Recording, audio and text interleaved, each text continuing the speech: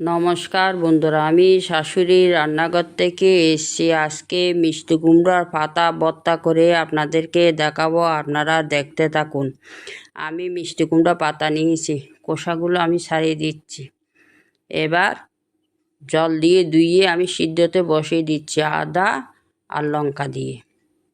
আমার সিদ্ধ করা হয়ে গেছে, এবার ঠান্ডা করে আমি মিক্সার জারের মধ্যে নিয়ে নিচ্ছি। এবার আদা, দানি লঙ্কা, সিদ্ধ করা মিষ্টি কুমড়োর পাতা আবার শস্য দিয়ে আমি মিক্স করে নিয়েছি। আমার মিক্স হয়ে গেছে। এবার সর্ষের তেলের মধ্যে আমি শুকনো লঙ্কা দিয়ে ভেজে নিচ্ছি। এবার কালো জিরা দিয়ে দিচ্ছি। এবার পাতা বাটাগুলো দিয়ে দিচ্ছি। এবার অল্প নুন দিয়ে দিচ্ছি, অল্প চিনি দিয়ে দিচ্ছি। আমার মিষ্টি কুমড়া পাতা ভর্তা হয়ে গেছে। জয় গুরু।